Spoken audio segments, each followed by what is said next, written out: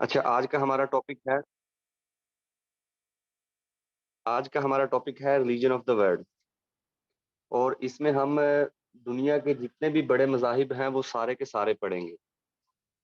सबसे पहले मैं आपको बताता चलूँ कि रिलीजन पढ़ना इम्पोर्टेंट क्यों है। अगर आप पास्ट में जाएँ तो वो जितनी भी बड़ी जंगें हुई हैं वो सारी की सारी रिलीजन पे ही हुई हैं और आज तक ऐसा ही हो रहा है। अगर आप पाकिस्तान की पॉलिटिकल सिचुएशन देखें तो यहाँ भी एज़ सच ऐसा ही हो रहा है कि रिलीजन कार्ड खेल के ही आगे प्राइम मिनिस्टर, सेनेटर वगैरह ये सब लोग ऐसे बनते हैं। इसकी बड़ी वजह ये है कि रिलीजन पे लोगों को जल्दी अर्ग किया जा सकता है। तो इस वजह से रिलीजन का पूरा एक टॉपिक बनाया है हमने और ये जीके के लिहाज से मोस्ट इम्पोर्टेंट है। इसमें ऑलमोस्ट कोई आपके 10 से 12 रिलीजन हैं दुनिया के, जो बड़ी-बड़ी कंट्रीज़ में आजकल हैं, वो सारे के सारे हम पढ़ेंगे। Religion of the world.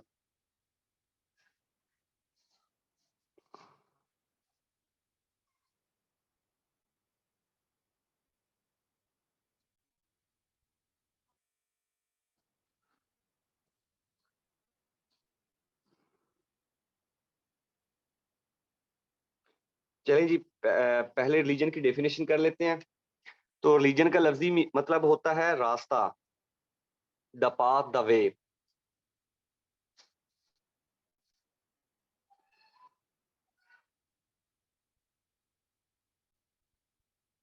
रास्ता आपका जो होता है यही आपका एक तरह से मज़हब होता है।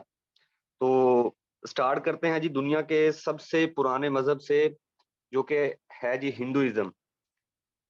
हिंदुइज़्म से स्टार्ट करते हैं हम और फिर इस्लाम तक लेके जाएँगे जी इसे।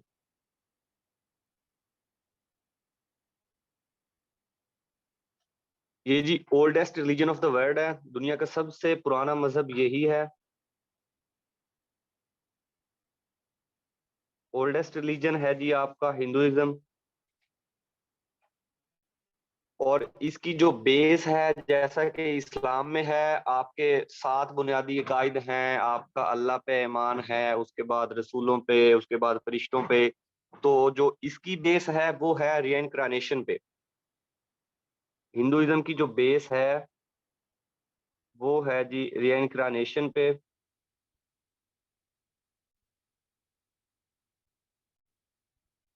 इट मीन्स दोबारा जन्म लेना। आप अगर इंडियन मूवीज़ देख रहे हैं तो वहाँ पे आपको अक्सर ये सुनने को मिलता है कि दूसरा जन्म होगा, 7 जन्म होते हैं, ये आप मस्ट सुनते हैं। तो हिंदुइज़्म की जो बेस है वो आपकी है रीइंकार्नेशन पे कि दोबारा जन्म होगा। और उसके बाद इसको जो स्टार्ट किया है वो किया है जी आर्यंस ने स्टार्ट किया इसे। आर्यंस के बारे में मैं आपको पाक स्टडी के अबाउट बता चुका हूँ।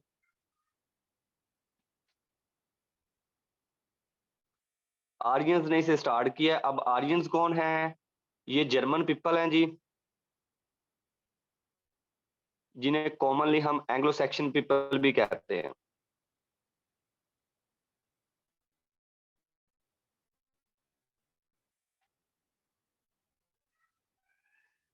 एंग्लो सैक्सन भी इन्हीं को कहते हैं जी, जर्मन लोगों को। अब ये जर्मनी से आए और उसके बाद ये फिर ये आपके पूरे सब कॉन्टिनेंट के एरिया में आए और यहाँ पे इन्होंने आके हिंदुइज्म की बुनियाद रखी। इन्होंने यहाँ पे आके बुक्स लिखी। बुक्स में पहले आपको पाक स्टडी का जो हमारा हुआ था डेमो लेक्चर उसमें बता चुका हूँ, दोबारा फिर मैं बता देता हूँ। तो इन्होंने बुक लिखी है अलग-अलग से, जिनमें फेमस बुकें हैं ऋग्वेद, यजुर्वेद, सामवेद एंड अथर्ववेद। तो ये इन्होंने बुकें लिखी हैं जी। अब उसके बाद फिर इन्होंने पूरा का पूरा इस कायनात का सिस्टम दिया है। ये इसकी एग्जांपल मैं आपको ऐसे देता हूँ कि जैसे हम इस्लाम में कहते हैं कि जी आपके कंधों पे किरामन कातिबीन हैं, और इसी तरह हज़रत जिब्राइल का कांसेप्ट है, और उस इसी तरह फिर हज़रत इज़राइल का, हज़रत मीकाईल का, कि बारिश कौन बरसाता है, आपके नेक अमाल, बुरे अमाल कौन लिखता है। इसी तरह इन्होंने भी एक कांसेप्ट दिया और वो कांसेप्ट इन्होंने दिया। और 4 तरह के इन्होंने 4 तरह के हिंदू में 4 तरह के लोग इन्होंने इंट्रोड्यूस किए। अब मैं इसकी आपको ना मैप बना के बता देता हूँ कि कैसे।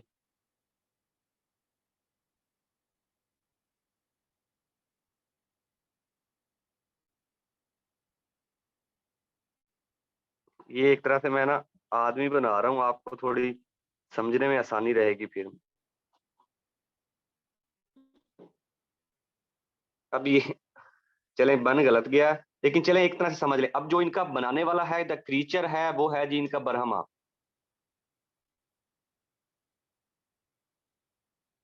जो असल इनका लॉर्ड है। और उसके बाद इनके जो खश्त्री हैं,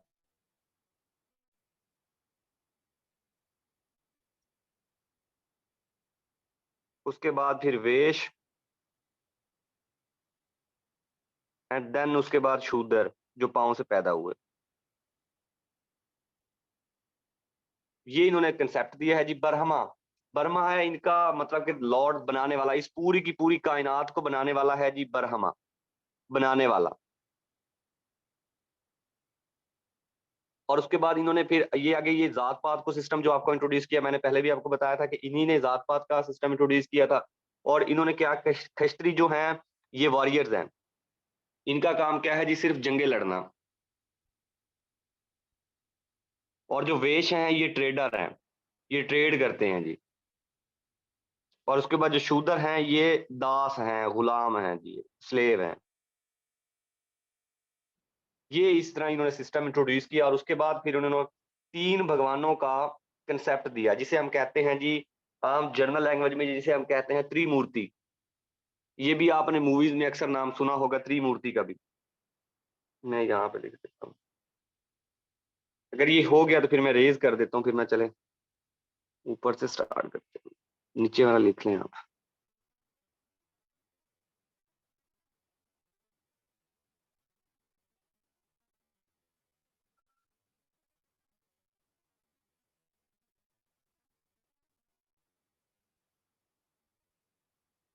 तीन भगवानों का, उसमें जो पहला है वो है जी विष्णु।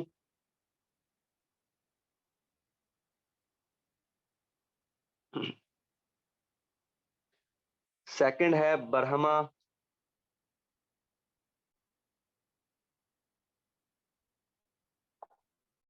और थर्ड है जी इनका जी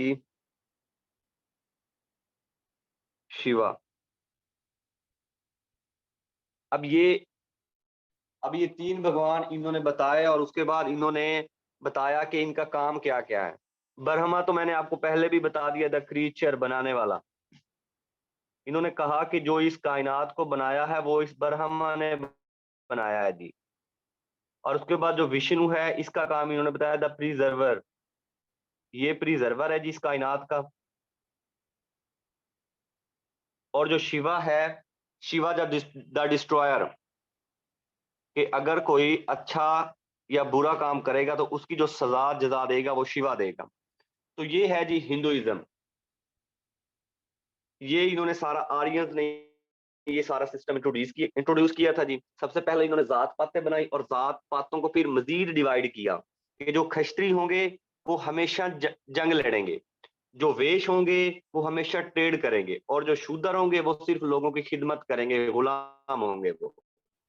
और जो ब्राह्मण होंगे वो तो लॉर्ड होंगे। और वो जो क्रीचर होंगे और बनाने वाले होंगे वो इंटेलेक्चुअल टीचर हैं इनके। बाजुकात ये एमसीक्यूज भी आता है कि हिंदुइज्म में ब्रह्मा क्या है, तो ये इंटेलेक्चुअल टीचर होते हैं इनके, intellectual teacher.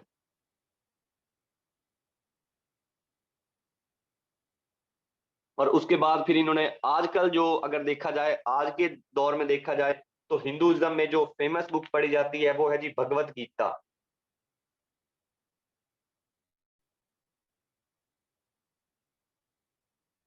Bhagavad Gita. India में आजकल सबसे ज्यादा भगवत गीता पढ़ी जाती है, जिसके जो राइटर हैं वो व्यासु हैं।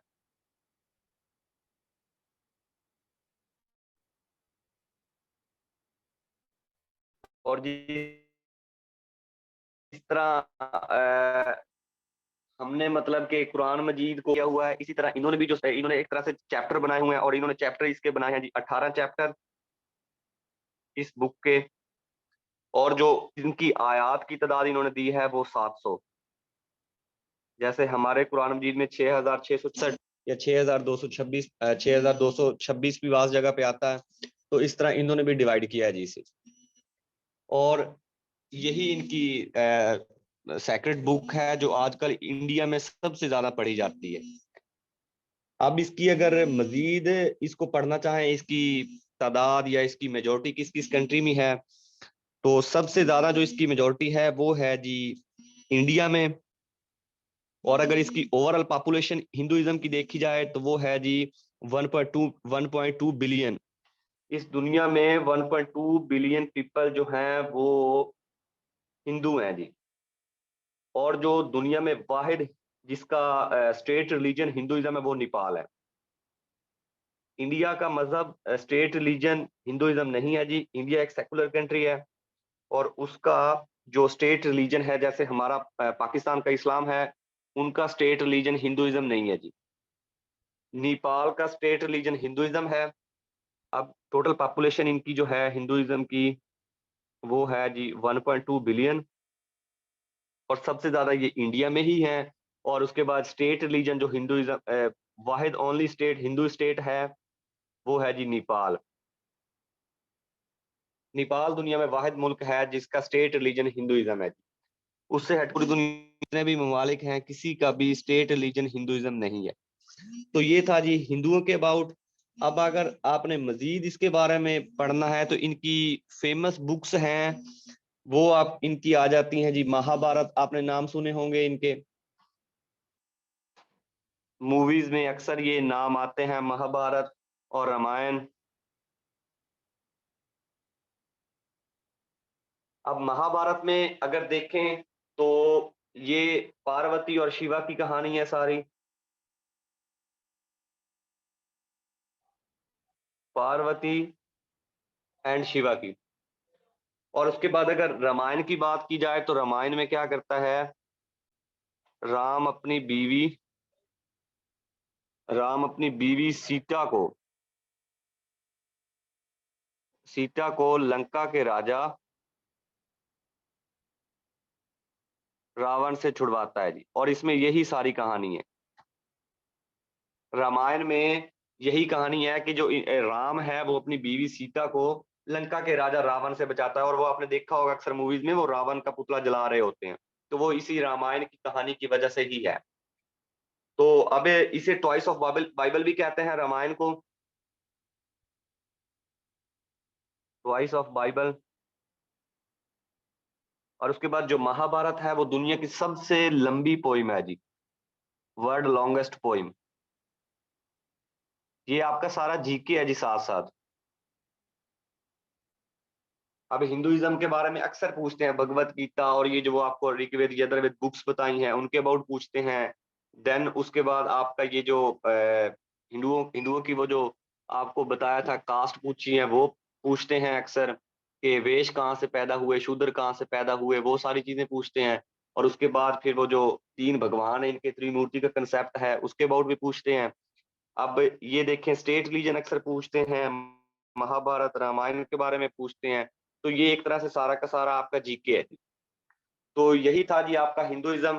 तो हिंदुइज्म आपका हो गया। अब चलते हैं जी सेकंड जो बड़ा रिलीजन है, बड़ा रिलीजन कह रहे हैं, सेकंड ओल्डेस्ट रिलीजन कह लें, उसकी तरफ चलते हैं जी। और वो है जी आपका बुद्धिज्म, जिसे जर्नल कहते हैं जी बुद्ध मत। ये मैं रेज करने लगा हूँ।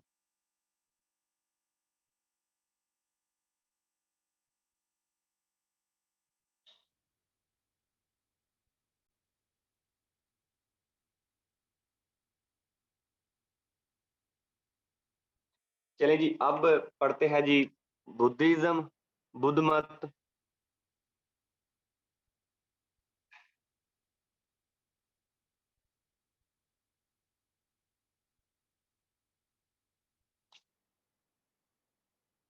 बुद्धिज्म इसके जी फाउंडर हैं सिद्धार्था बुद्धा। फाउंडर इसके हैं जी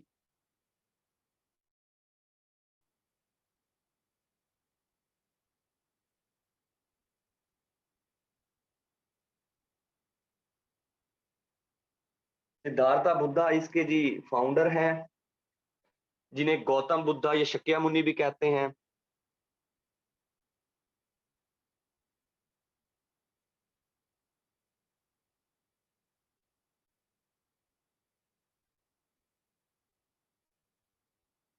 गौतम बुद्धा, और जो इनका रियल नेम था वो शक्यामुनि इनका रियल नेम था।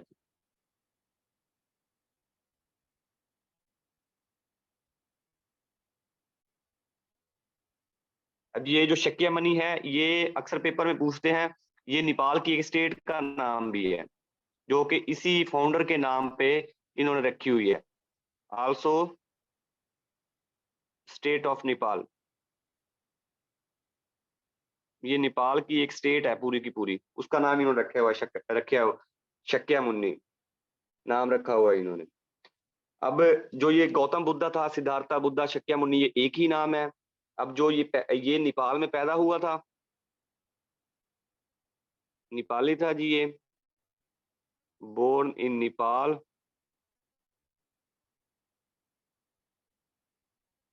563 बीसी में।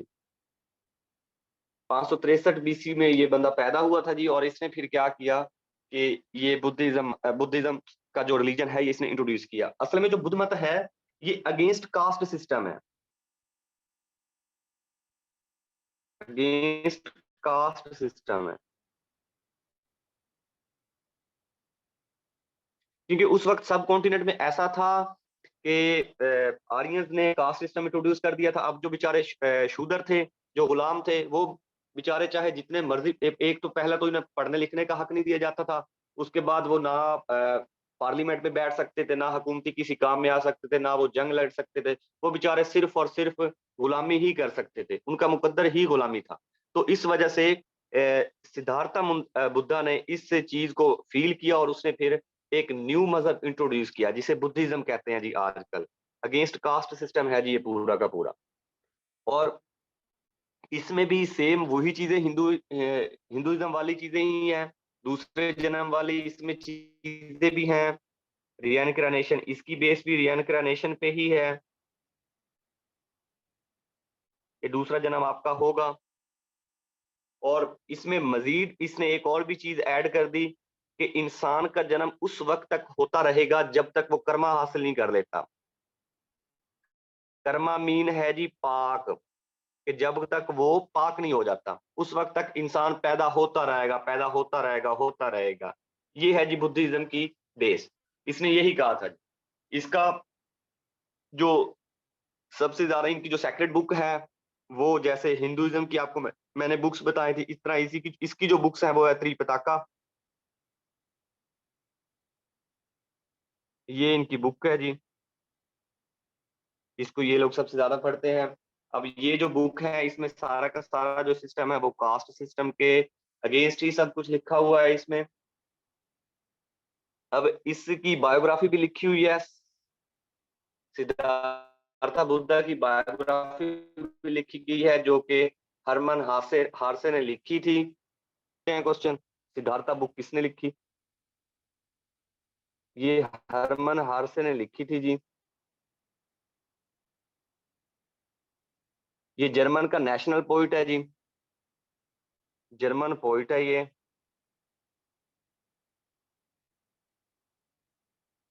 अब ये आपने ऐसे ही सच कहानी बना के ही याद करना है। पहले आपने मजहब से स्टार्ट करना, उसके बाद ओल्डेस्ट रिलीजन हिंदुइज्म है। अब हिंदुइज्म है क्या, वो जी उसमें रियनक्रानेशन है, इंट्रोड्यूस किसने किया? आर्यंस ने इंट्रोड्यूस किया। और उसके बाद फिर उन्होंने वो जो इस कायनात का बनाने का सिस्टम दिया, और उसके बाद फिर उन्होंने जात पात का सिस्टम इंट्रोड्यूस किया। तो ये ऐसे कहानी बना के आपने ये सारी चीजें याद करनी है। इनकी जो बुक है वो त्रिपिटका आपको बता दी, ये सारी की सारी अगेंस्ट कास्ट सिस्टम है। अब जो इनकी सबसे इनकी जो तादाद है, पॉपुलेशन है इनकी,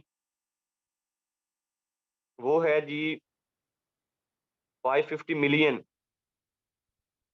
ये इनकी जो तादाद है। और ये जो सबसे ज्यादा ये पाए जाते हैं, ये आपका जितना भी साउथ ईस्ट एशिया है, सबसे ज्यादा साउथ ईस्ट एशिया में है जी ये, साउथ ईस्ट एशिया।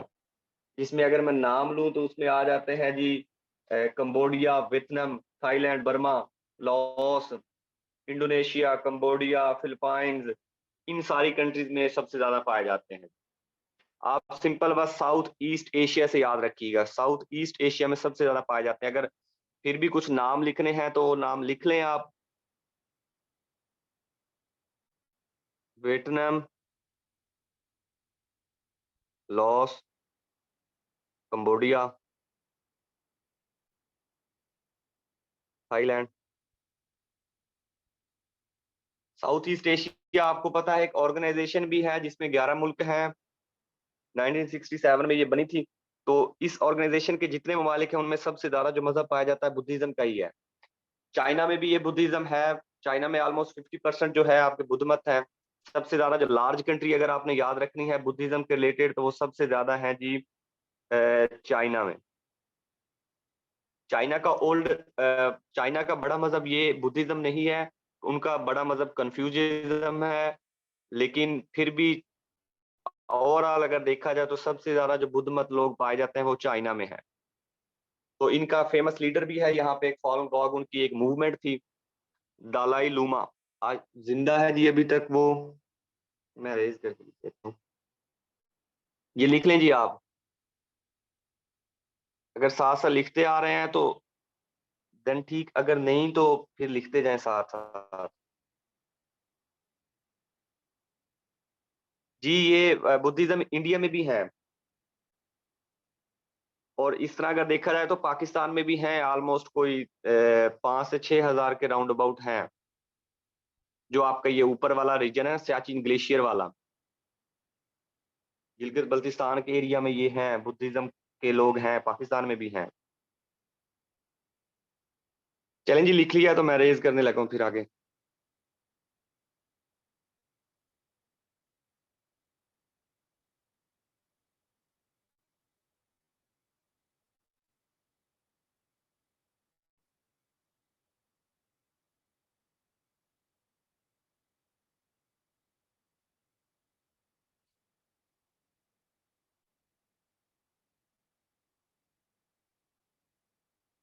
ये बुद्धिज्म हो गया वो। आपने जो जो लिखना था सबसे ज्यादा ये चाइना में पाए जाते हैं।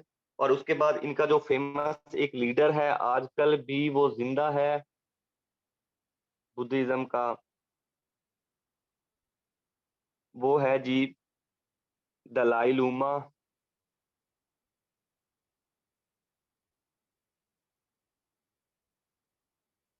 ये तिब्बतन प्लेटो में है बंदा, ये अब तक इसने एक मूवमेंट स्टार्ट की थी fallen Gogh movement.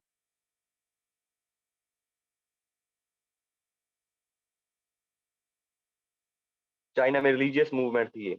Otherwise China में कभी भी रिलीजियन मूवमेंट स्टार्ट नहीं हुई। लेकिन ये पहला बंदा है दलाई लूमा जिसने चाइना के अंदर भी एक रिलीजियन मूवमेंट स्टार्ट की थी। तो इस वजह से ये बंदा थोड़ा फेमस है। अदरवाइज चाइना में कभी भी रिलीजन की वजह से कोई जंग नहीं हुई। चाइना वाहिद दुनिया में ऐसा मुल्क है जिसमें रिलीजन की वजह से कभी कोई जंग नहीं हुई। तो ये बंदा भी फिर उसी वजह से फेमस है Dalai luma. Fallen Gogh movement religious movement इसने एक स्टार्ट की थी जिसकी वजह से ये फिर फेमस हो गया काफी। अब जिस तरह हमारी इबादत की जगह है मस्जिद, हिंदुओं के है जी मंदिर। अब जो इनके हैं वो हैं जी stupa, stupa and pagoda. Stupa plus pagoda, ये इनकी वर्शिप प्लेस है। ये वर्शिप प्लेस हैं जिनकी, बुद्धिज्म की वर्शिप प्लेस जो है वो स्तूपा एंड पगोड़ा। मैंने आपको बताया था उस दिन भी, जो स्तूपा सिंगादर स्तूपा सवात में,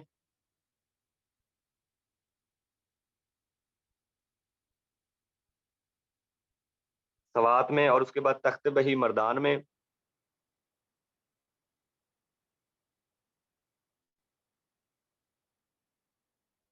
ये सारे के सारे बुद्ध मत के ही इनकी वर्शिप प्लेस हैं। अब जो पगोड़ा देखा जाए तो ये सबसे ज्यादा लैंड ऑफ पगोड़ा कहते हैं जी म्यांमार को, बर्मा को कहते हैं जी land of pagoda. Land of pagoda ये बर्मा को कहते हैं जी, या म्यांमार इसका न्यू नेम है। ओल्ड नाम बर्मा है जी इसका। ये 1989 में चेंज हुआ था नेम। ये सब बातें पूछते हैं। अभी जो मैं ये लिख रहा हूँ, ये सारी की सारी बातें पूछी गई हैं और ये पूछते हैं, रेगुलरली पूछते हैं ये बात। 1989 में बर्मा का नाम चेंज होके म्यांमार हो गया था, इसका कैपिटल भी फिर चेंज हुआ, रंगून से नेपिडा इसका कैपिटल बन गया। तो ये सारा का सारा है जी आपका बुद्ध मत के रिलेटेड। अब इसके बाद आते हैं जी हम थर्ड रिलीजन, वो है जी जोरास्ट्रिज्म, जिसे उर्दू में आप लोग कहते हैं पारसी, आग की पूजा करने वाले।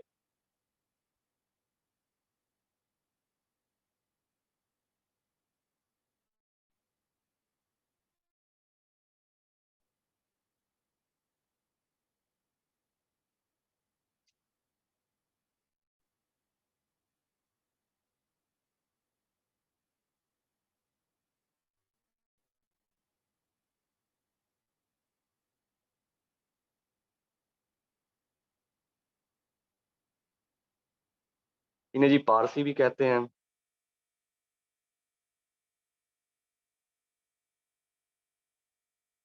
अच्छा, पहले तो ये बता दूं कि जोरास्ट्रोइज्म कोई आपका रिलीजन नहीं है, बल्कि ये एक तरह से एक फिलॉसफी है, जो कि चाइना का एक बंदा था जोरास्टर, इसका फाउंडर जो है वो है जोरास्टर।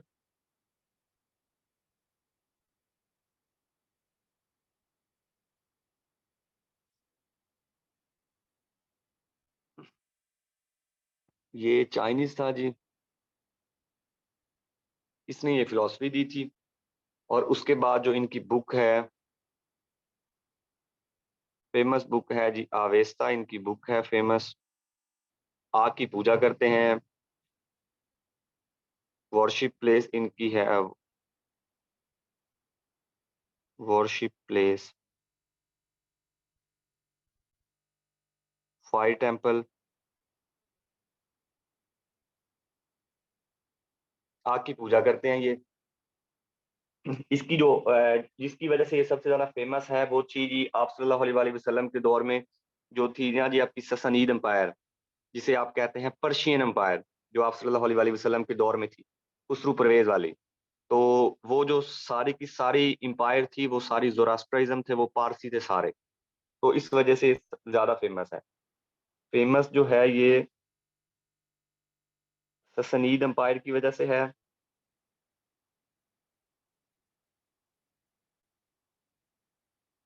खुसरू परवेज वाले, ये वो बदबख्त है जी जिसे आप सल्लल्लाहु अलैहि वसल्लम ने दीन की तबलीग के लिए खत भेजा था, लेकिन इसने आप सल्लल्लाहु अलैहि वसल्लम का जी खत फाड़ दिया था, खुसरू परवेज ने। तो ये इस वजह से मशहूर है, चाहे बुरे नाम से ही है लेकिन मशहूर है ये इसी वजह से। तो इसके भी सबसे ज्यादा फॉलोवर इंडिया में है, मोस्ट इंडिया में है ये।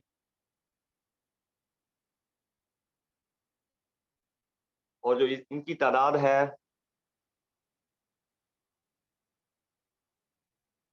पॉपुलेशन इनकी इतनी है जी, ये इनकी पॉपुलेशन है। इनकी फेमस बुक अवेस्ता हो गई, और उसके बाद ये सेकंड ओल्डेस्ट रिलीजन है। जोरास्ट्राइज्म थर्ड ओल्डेस्ट रिलीजन आपका है। वो जो पहले बुद्धिज्म था वो आपका थर्ड ओल्डेस्ट रिलीजन है, और जो जोरास्ट्राइज्म है ये सेकंड ओल्डेस्ट रिलीजन है।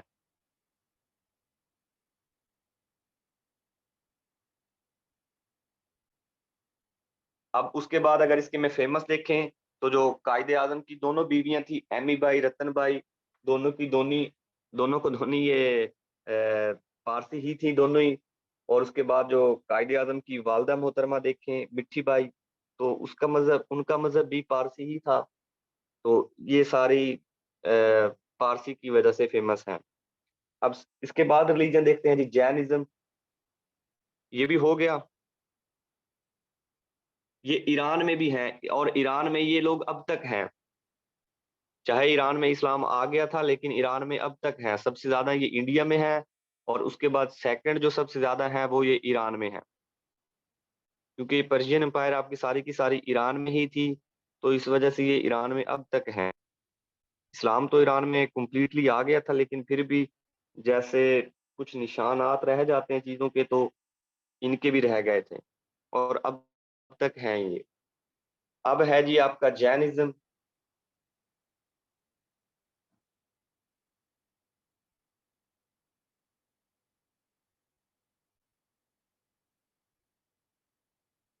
इसका जो फाउंडर है वो है जी महावीरा।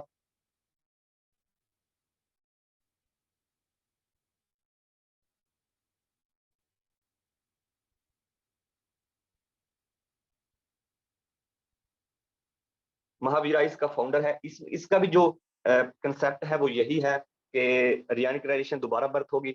अब जो बुद्धिज्म का सॉरी जो पारसियों का था, जो उनका यकीन ये है कि जब आप एक दफा मर जाएं तो वो ये करते हैं कि उसे उठा के वो उन्होंने एक बिल्डिंग बनाई हुई है, वहां पे ये गधों के आगे डाल देते हैं।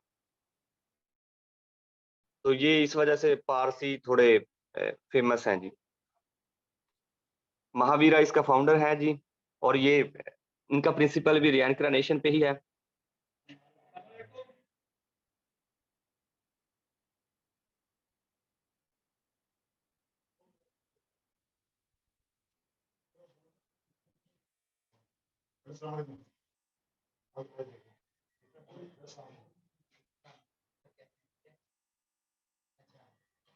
एक सेकंड जी।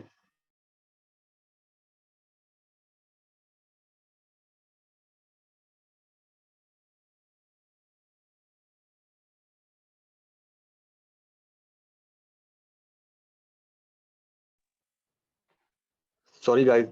तो रियनकाइजेशन इनका भी जो बेसिक प्रिंसिपल है वो दोबारा रीबर्थ का ही है, कि दोबारा पैदा होता है, बंदा पैदा होता रहता है, पैदा होता रहता है। और इनकी जो फेमस बुक है वो अगामास है।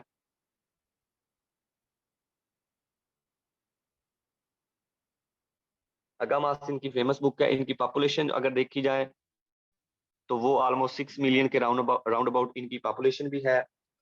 अब जो इन्होंने इनका जैनिज्म में ये था कि इन्होंने ना कोई 4 से 5 तरह के इन्होंने ना कंसेप्ट दिए थे, जिसमें इन्होंने बताया कि राइट बिलीफ क्या है, राइट नॉलेज क्या है, राइट कंडक्ट क्या है। तो इस तरह के इन्होंने ना कोई 3 से 3 कंसेप्ट दिए थे। अब जो ये महावीरा था, इसने 3 तरह के कंसेप्ट दिए थे कि आपका राइट बिलीफ क्या होना चाहिए, आपका राइट नॉलेज क्या है, राइट कंडक्ट क्या है। तो ये सारा जैनिज्म में है जी। अब इसमें अब जो ये हैं ये पॉलीथिज्म में बिलोंग करते हैं। अब पॉलीथिज्म क्या है आपकी, वो है एक से ज्यादा खुदा। जैसे इस्लाम में है मोनोथिज्म, सिर्फ एक खुदा। जैसे सिखिज्म में, सिखों में भी सिर्फ एक खुदा, मोनोइज्म ही है। इस तरह जो जैनिज्म है इसमें है पॉलीथिज्म, एक से ज्यादा खुदा। अब ये क्या करते हैं कि हर चीज को यही कह देते हैं कि जी ये भी खुदा है। आग आग को खुदा कहते हैं, सूरज चांद सितारों को, सब चीजों को ये खुदा कहते हैं जी। जैनिज्म ये है आपकी। चांद को, सितारों को, हर चीज को ये खुदा कहते हैं कि ये भी खुदा है, ये भी खुदा है, ये भी खुदा है। तो इनमें ये पॉलीथिज्म का कंसेप्ट है, इस वजह से इन्हें जैनिज्म कहते हैं। अब उसके बाद आ जाता है जी जो दुनिया के फेमस इस वक्त इकोनॉमी के लिहाज से कंट्री हैं, चाइना, जापान। उनके मजाहिब हैं जी शिंटोइज्म और कन्फ्यूजिज्म।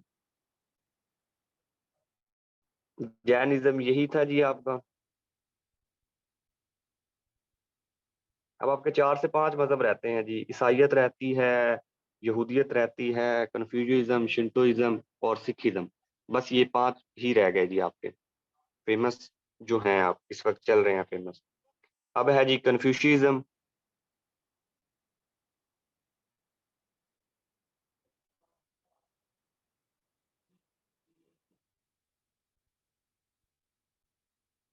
ये भी नॉट रिलीजन फिलोसफी है जी। नॉट रिलीजन फिलोसफी है जी ये भी।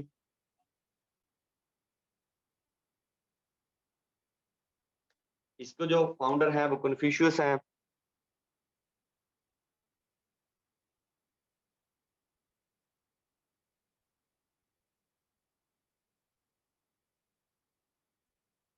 जो इनका ओरिजिनल नेम है वो है जी मोंक्वे।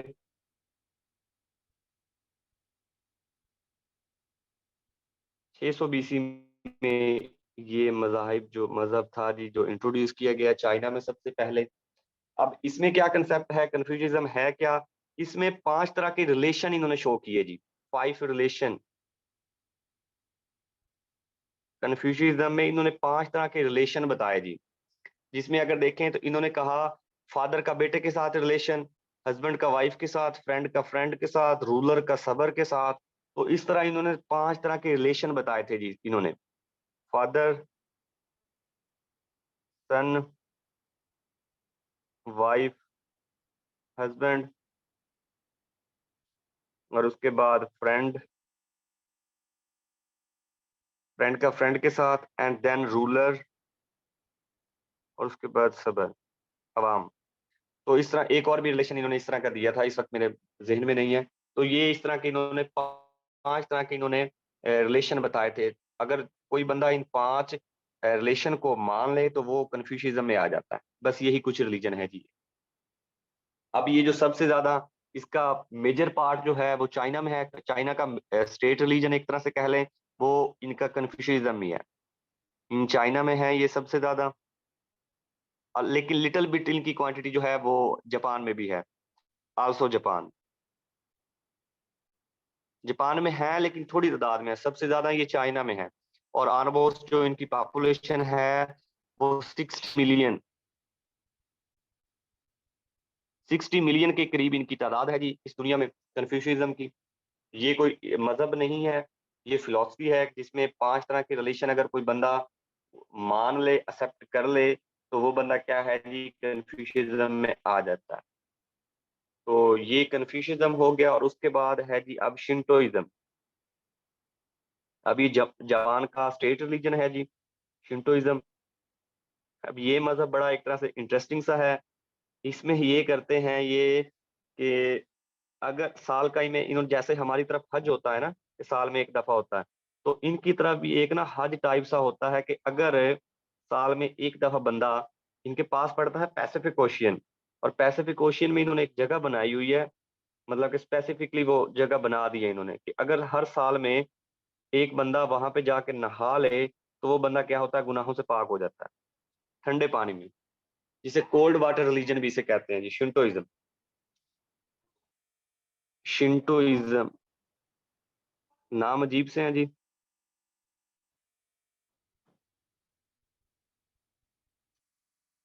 शिंटोइज़्म है जी ये जापान का स्टेट रिलीजन भी है। इसका फाउंडर कोई नहीं है जी। ये जापानीज़ की जो है ना मोनार्की अब तक, जो इनमें मोनार्की है, उस मोनार्की की वजह से ये मज़हब खुद ही बन गया। असल में इसको कोई बनाने वाला कोई बंदा नहीं है। ये खुद ही मज़हब बन गया है, जो इनमें अब काराकुरा इनमें एक है डायनास्टी चल रही है इनमें जापान में, अब तक वही चल रही है काराकुरा। तो काराकुरा डायनास्टी के लोगों ने ही इसको खुद ब खुद अपना लिया है। अब इसे कहते हैं कोल्ड वाटर प्यूरिफिकेशन।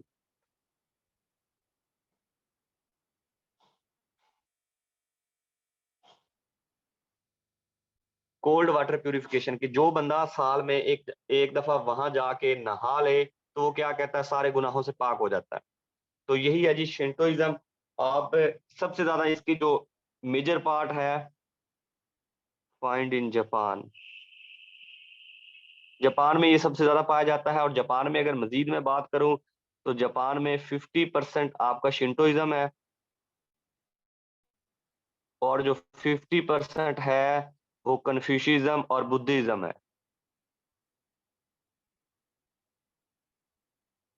तो ये जापान में मज़ाहिब की रेशो है।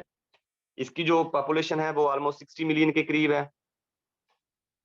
अब ये भी 600 एडी के ही 600 एडी में इंट्रोड्यूस हुआ था। वो जो कन्फ्यूशियनिज़्म था वो आपका ऑलमोस्ट कुछ 600 बीसी के राउंड अबाउट इंट्रोड्यूस किया गया था। अब जो शिंटोइज़्म है ये 600 एडी में 600 एडी में ये इंट्रोड्यूस हुआ था। अगर इसका मेजर बनाने वाला या इसका फॉलोवर देख लें तो वो था जी काराकुरा। मैं रेज़ करके लिख देता हूँ। एक जापानी किंग है जी, जो इनकी एक डायनेस्टी भी है, अभी तक वही चल रही है। शिगो उखिका इनका न्यू प्राइम मिनिस्टर बना है, वो इसी डायनेस्टी का था जी, इसी डायनेस्टी से बिलोंग करता है। इनका जो न्यू अब प्राइम मिनिस्टर बना है रिसेंटली, तो वो इसी डायनेस्टी का है जी।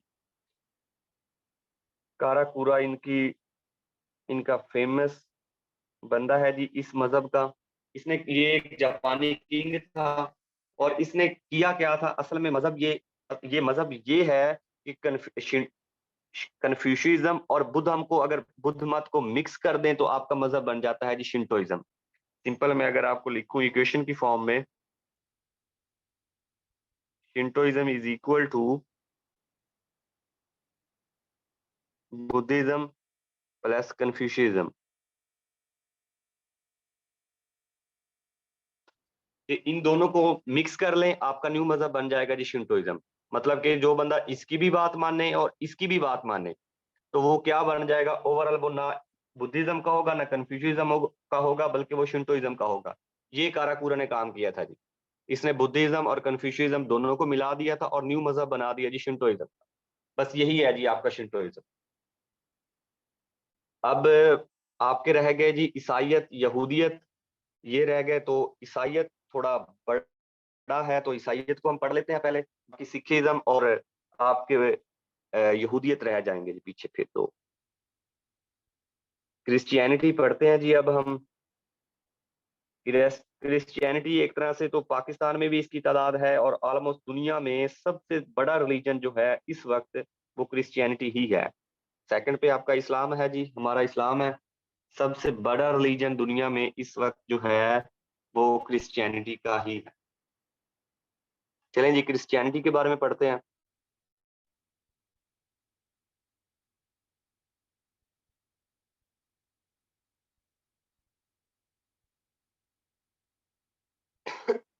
एक सेकंड भाई।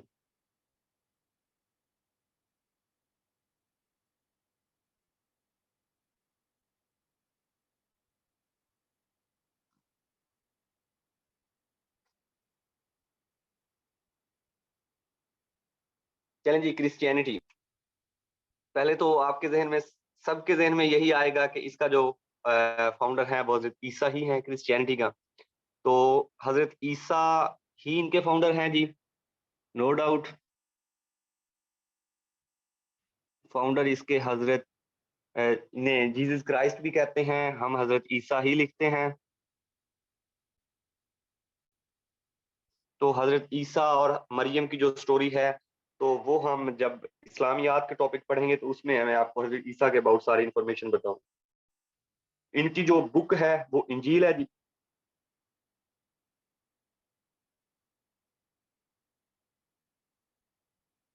इंजील इनकी बुक है जी। अब जो हजरत ईसा पे इंजील उतरी थी, इन्होंने किया क्या कि उस इंजील को इन्होंने कर दिया तब्दील। क्योंकि कुरान मजीद से पहले जितने सहीफे, जितनी किताबें नबियों पे नाजिल हुई हैं, उनकी जिम्मेदारी अल्लाह ताला ने कभी भी नहीं उठाई। अल्लाह ताला ने सिर्फ और सिर्फ कुरान मजीद की हिफाजत की जिम्मेदारी उठाई थी, कि कुरान मजीद की जिम्मेदारी मेरी है, इसमें रद्दोबदल नहीं हो सकता। अदरवाइज उससे हटके इनसे पहले जितनी भी किताबें थी सब में रद्दोबदल है और अभी तक हो रहा है।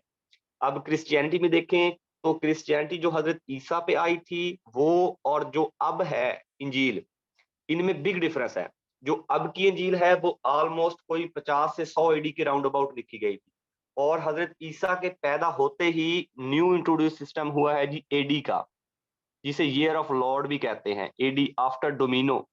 ओरिजिनल में इन्होंने ये स्टार्ट किया था कि जब हजरत ईसा पैदा हुए, और फिर अकॉर्डिंग टू क्रिश्चियनिटी जब हजरत ईसा को सूलीब पे चढ़ा दिया गया, तो उसके आगे इन्होंने फिर स्टार्ट कर लिया न्यू ईयर, एडी का कंसेप्ट स्टार्ट कर लिया, कि इन्होंने उस साल को दे दिया 1 एडी, उसके बाद 2 एडी, और उसके बाद फिर 570 एडी में या 571 एडी में पैदा होते हैं जी हमारे नबी अकरम सल्लल्लाहु अलैहि वसल्लम। ये है जी क्रिश्चियनिटी। अब इसमें पढ़ते हैं हजरत ईसा अलैहिस्सलाम के साथ क्या हुआ, क्या नहीं, ये सारी चीजें देखते हैं। तो क्रिश्चियनिटी में जी ऑलमोस्ट हजरत ईसा के थे जी 12 अपोस्टल।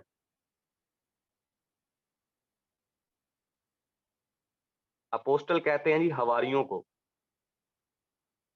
हजरत ईसा के थे जी 12 हवारी। जब हजरत ईसा पे ये किताब नाजिल हुई और हजरत ईसा ने लोगों को अल्लाह ताला की वहदानियत की दावत दी, तो फिर क्या हुआ कि जो रोमन्स थे, रोमन्स जितने भी थे, वो हजरत ईसा से पहले जो इस मुल्क में मजहब चल रहा था वो जुदाइज्म, यहूदियत का चल रहा था। तो लोगों ने फिर क्या किया कि क्रिश्चियनिटी को मानने से इन्होंने इनकार कर दिया, और उसके बाद फिर नाउज बिल्ला इन्होंने हजरत ईसा को सूली पे चढ़ाने का प्लान बना लिया। फिर होता क्या है कि ये 12 हवारी एक जगह बैठ के खाना खा रहे होते हैं।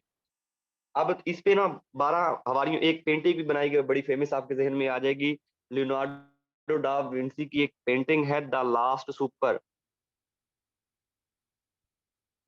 कि आखिरी बड़ा खाना, शाही खाना। ये बुक पेंटिंग एक बनाई है जी, एक पेंटर है लियोनार्डो डा विंसी, आपने नाम सुना होगा। इनकी एक बड़ी पेमेंट है इसी पे, पेंटिंग है एक, द लास्ट सुपर पे। 12 हमारी ये खाना खा रहे होते हैं, और इसमें जो एक बंदा है वो गद्दारी करता है, जिसका नाम है जी जुदेस इस्कैरियोट। एक गद्दारी करता है जी इनमें से, जो इतला दे देता है कि हम यहाँ पे बैठे हैं जी। और अल्लाह ताला फिर ये करता है कि जब हजरत ईसा को सूली पे चढ़ाने का टाइम आता है, तो अल्लाह ताला फिर ये करते हैं कि इसी को हजरत ईसा की शक्ल देते हैं, और हजरत ईसा को अपने हुक्म से जिंदा आसमान पर उठा लेते हैं। ये उस वक्त हजरत ईसा की जो एज थी वो 33 ईयर्स थी। 33 साल की उम्र में हजरत ईसा अलैहि सलाम को जिंदा आसमान पर उठा लिया गया। और जो ये गद्दार था, ये था जी गद्दार इन 12 पोस्टल में से, जिसने गद्दारी की और इसने खबर पहुंचा दी। जो उस वक्त रोमन एम्पायर का बादशाह था जी, वो था जी पोंटियस पाइलेट। जो रोमन गवर्नर था उस वक्त, वो था जी पोंटियस पाइलेट।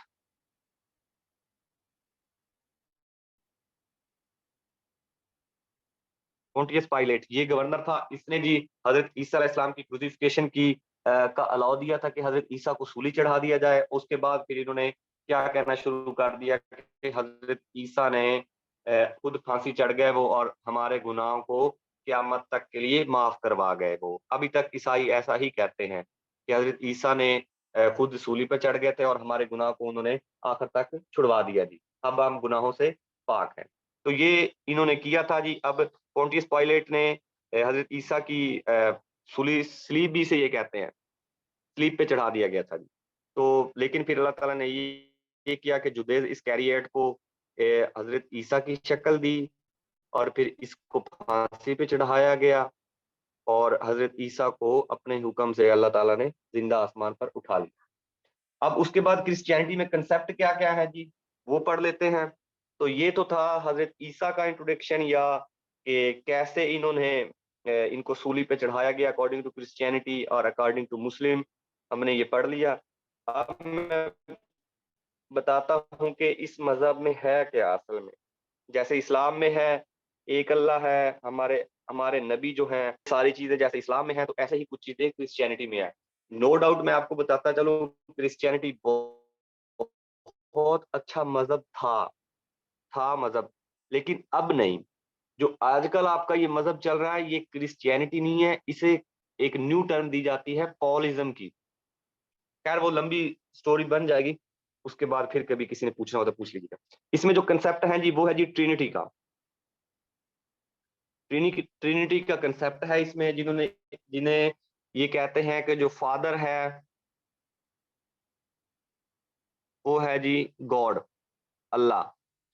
और जो सन है वो है जी जीसस क्राइस्ट या हजरत ईसा। इसे ये हजरत ईसा को जीसस क्राइस्ट भी ये कहते हैं, या ईसा भी कहते हैं। और उसके बाद जो हॉली स्पिरिट है वो है जी गैब्रियल, हजरत जिब्राइल।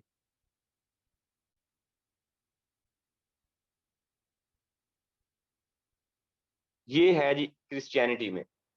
असल जो आजकल क्रिश्चियनिटी चल रही है, हजरत ईसा अलैहि सलाम के बाद में जो क्रिश्चियनिटी चल रही है, वो ये है जी कि आपका जो फादर है वो अल्लाह है, और जो बेटा है नाउज बिल्ला वो हजरत ईसा है, और जो होली स्पिरिट है वो गैब्रियल है, हजरत जिब्राइल है। ट्रिनिटी का कंसेप्ट है जी क्रिश्चियनिटी में। और उसके बाद फिर जैसे इस्लाम में फिरके बने, ऐसे ही क्रिश्चियनिटी में फिरके बने। क्रिश्चियनिटी में जो सबसे पहला फिरका बना वो बना जी कैथोलिक क्रिश्चियन का। इसके अब फिरके पढ़ते हैं जी क्रिश्चियनिटी के हम।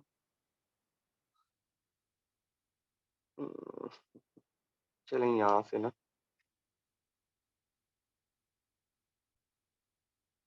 कैथोलिक।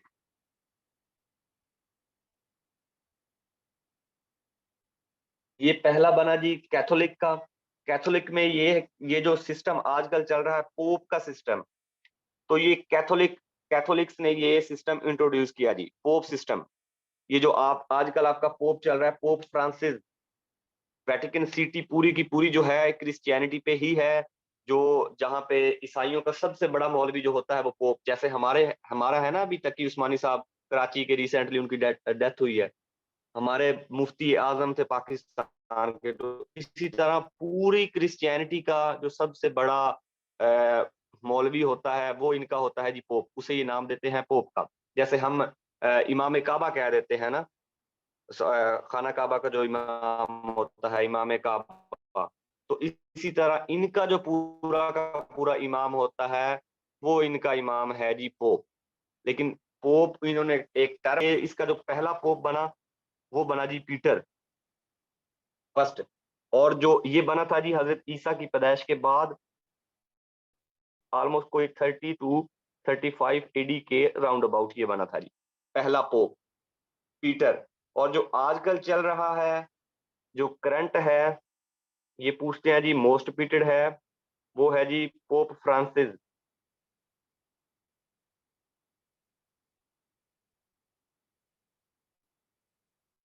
पोप फ्रांसिस ये अर्जेंटीना से बिलोंग करते हैं जी,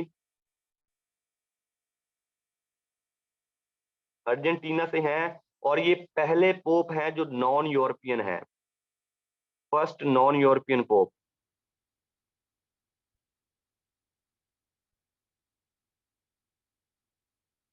ये पहले पोप हैं जो नॉन यूरोपियन है। इनसे पहले, और ये जो इनकी तादाद है ये 266 में पोप हैं ये। पहला पीटर था, और जो अब है वो 266वां पोप है। अब अगर जब हम टॉपिक पढ़ेंगे क्रूसेड्स का, तो उसमें हम मजीद पोप पढ़ेंगे जो फेमस फेमस पोप हैं। पोप इनोसेंट सबसे डेंजरस पोप जो काउंट होता है इस्लामिक हिस्ट्री में, वो होता है जी पोप इनोसेंट, जो आपके जी first crusade and second crusade में था, जिसने मुसलमानों से फलस्तीन को छीना था पहली दफा।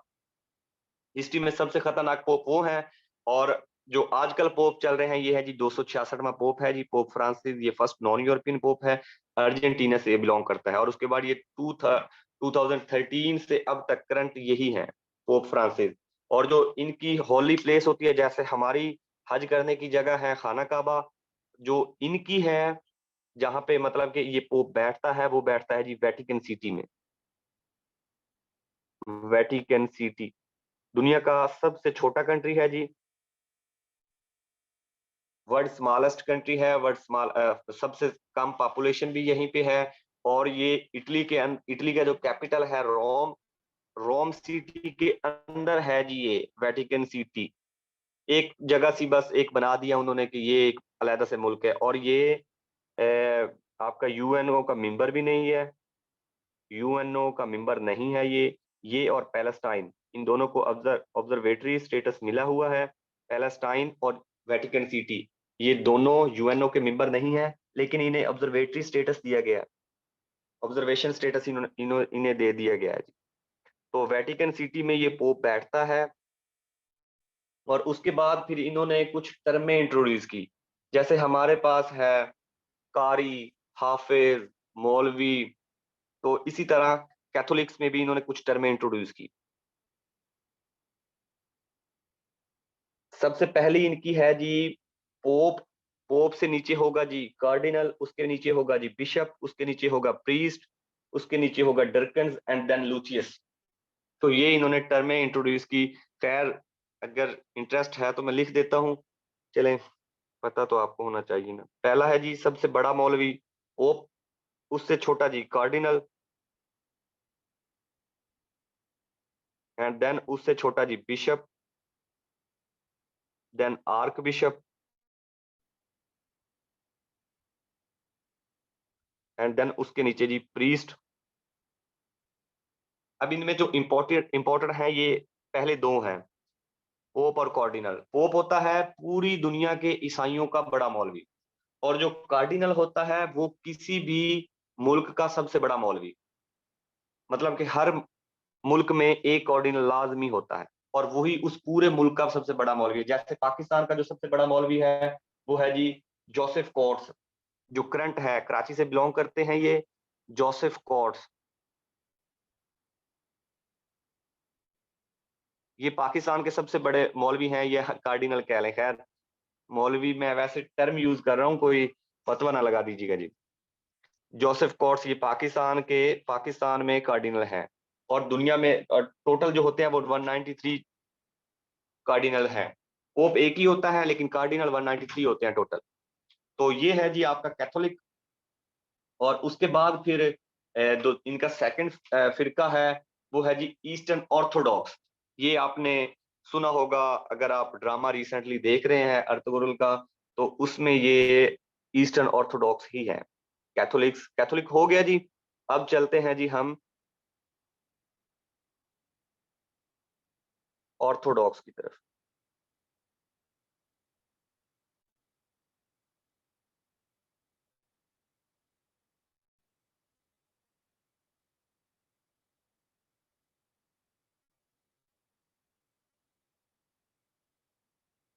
ऑर्थोडॉक्स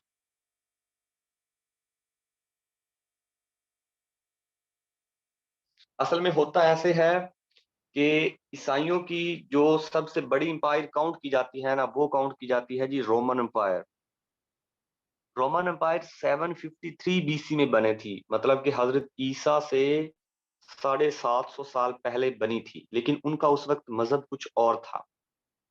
लेकिन फिर जब हजरत ईसा अलैहिस्सलाम पैदा हुए, तो उसके बाद फिर उन्होंने क्या किया जी, कि क्रिश्चियनिटी को, उस पूरी की पूरी जो एम्पायर थी उसने क्रिश्चियनिटी को अपना लिया। तो ये वाक़या है ऑलमोस्ट कोई 395 एडी का, जब पूरी की पूरी रोमन एम्पायर, बल्कि कन्फर्म है 395 एडी में ये क्या की थी, ये Roman empire becomes Christian. Roman Empire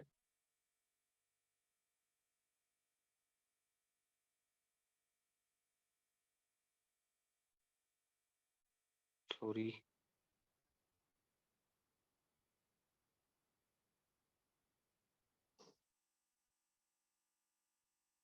Roman empire become Christian. Roman country नहीं है जी। आपके जो क्वेश्चन है, मैं आपको बार बार कहता हूँ आप लिख लिया करें, तो बाद में हम आपको मौका देंगे, आप पूछ सकते हैं, वो कोई कोई भी क्वेश्चन पूछ सकते हैं। तो अब एंड भी करते हैं इसे। बाकी आपका यहूदियत और सिखिज्म रह जाएगा, वो हम कल करेंगे, बस यहीं पे एंड करेंगे। अब ये क्या हुआ, जो रोमन एम्पायर ये क्रिश्चियन हो गए, लेकिन फिर अब ऐसा हुआ कि इनमें से कुछ लोग जो थे वो अलहदा हो गए।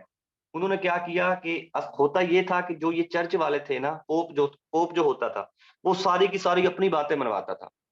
मतलब किसी दूसरे को कोई हक नहीं था। जैसे होता है ना कुछ अलग सोच रखने वाले, तो कुछ लोग यहाँ से अलग हुए और वो आ गए टर्की के एरिया में। तुर्की के एरिया में वो आ गए और इन्होंने यहाँ पे आके अपना चर्च बना लिया, जिसे कहते हैं जी, जो आजकल आपकी हागिया सूफिया मॉस्क है, इसे इन्होंने बना लिया जी सेंट जॉर्ज चर्च। हागिया सूफिया मॉस्क जो इस्तांबुल में है आजकल आपकी, इसको सबसे पहले इन्होंने सेंट जॉर्ज इन्होंने चर्च बनाया था जी। ये इन्होंने बना लिया जी, चर्च बना लिया इसे सेंट जॉर्ज को, और इन्होंने फिर अपना अलहदा से फिरका बना लिया। इन्होंने कहा था कि जो कैथोलिक्स के बिलीफ हैं उन पे हम यकीन नहीं करते, हमारे अपने ही बिलीफ हैं। और इन्होंने फिर अपने बिलीफ बनाए, और उसके बाद फिर उन्होंने ये ऑर्थोडॉक्स का एक न्यू इन्होंने जो सेक्ट है वो इंट्रोड्यूस कर दिया। तो ये आपके हैं जी ऑर्थोडॉक्स। और ये जो सबसे ज्यादा इसके लिए फेमस एम्पायर है वो है बेजेंटाइन एम्पायर। ये तो नाम आपने सुना होगा, बैजेंटाइन एम्पायर। अर्तुगरुल के ड्रामे में इसी का नाम है जी, बाज़ंतीनी जिसे कहते हैं, बाज़ंतीनी सल्तनत। बाज़ंतीनी सल्तनत। तो इस एम्पायर ने सबसे पहले ऑर्थोडॉक्स क्रिश्चियन का मजहब अपनाया था, और ये फिर बहुत तेजी से ये इंक्रीज हुई थी। आज भी सबसे ज्यादा जो आपके क्रिश्चियन है वो ऑर्थोडॉक्स के ही हैं। सबसे ज्यादा आजकल ऑर्थोडॉक्स के ही क्रिश्चियन है, कैथोलिक्स के हैं। पोप की ये भी रिस्पेक्ट करते हैं, लेकिन इनके कुछ बिलीफ ऐसे हैं जिसकी वजह से ये पोप के साथ इख्तलाफ रखते हैं। जैसे हम मुस्लिम में हैं, अहले हदीसों में, सुन्नियों में, बरेलवियों में, देवबंद में, तो इसी तरह इनमें भी कुछ ऐसे ही मतलब कि हैं इख्तलाफ हैं। पोप की जैसे हम खाना काबा कि इमाम की सब रिस्पेक्ट करते हैं, लेकिन फिर भी कुछ ऐसे बिलीफ हैं जिनकी वजह से हमारा उनके साथ इख्तिलाफ है। तो ऐसा ही क्रिश्चियनिटी में भी है। तो इसके बाद फिर एक थर्ड एंड लास्ट सेक्ट इनका इंट्रोड्यूस होता है जी, सॉरी लास्ट तो नहीं है, second last, Protestant sect.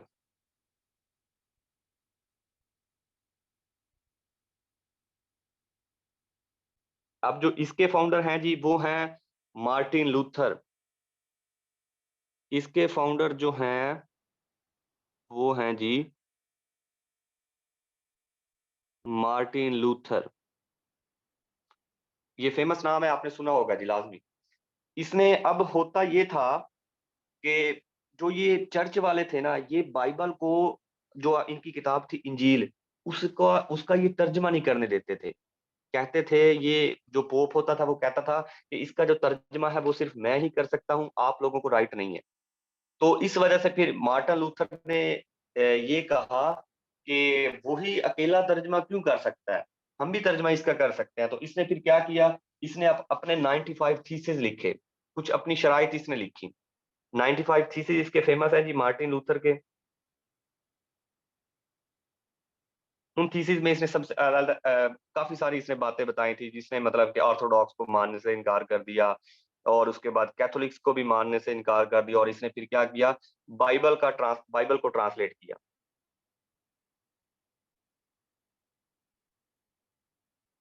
Translate Bible, जिसे कहते हैं जी हम लूथरियन बाइबल, स्टिल है जी, अब तक है ये।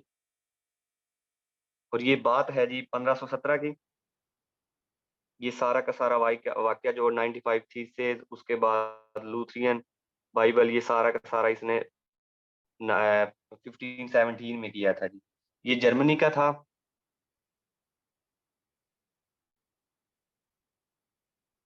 जर्मनी में इसका अभी तक, इसने अलग से जो चर्च बनाया था वो अभी तक एग्जिस्ट कर रहा है, अभी तक है जी।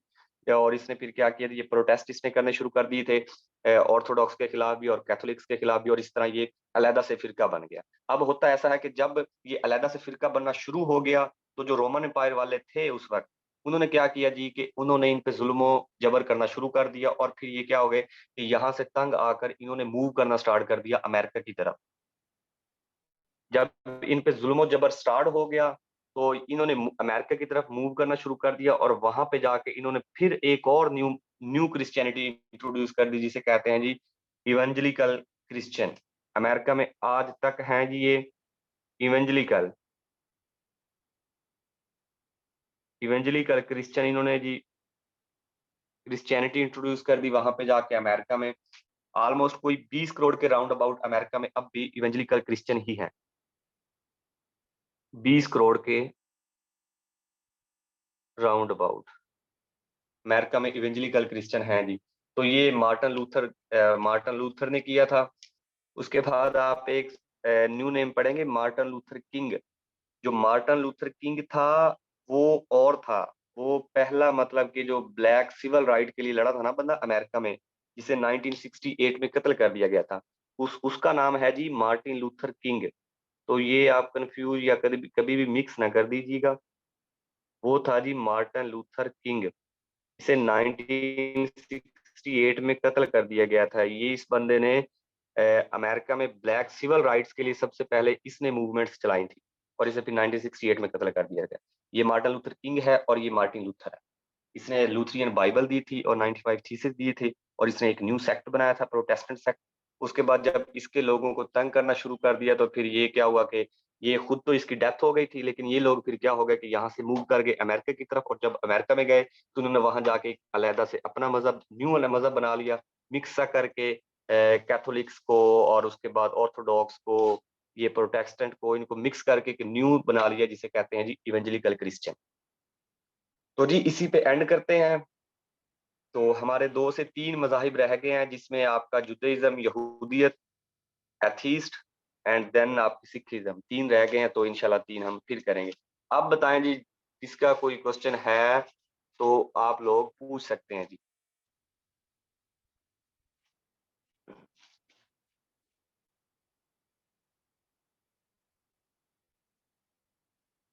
जी प्लीज, किसी का कोई क्वेश्चन है तो वो आप पूछ लें जी।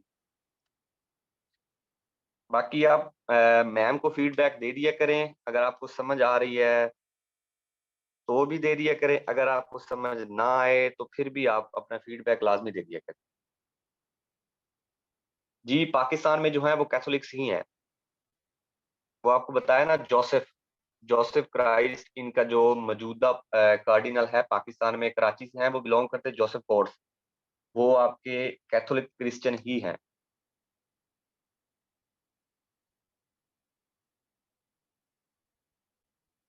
जी, जी, उस वक़्त ये मज़ीद इनको डिटेल से डिस्कस किया जाएगा।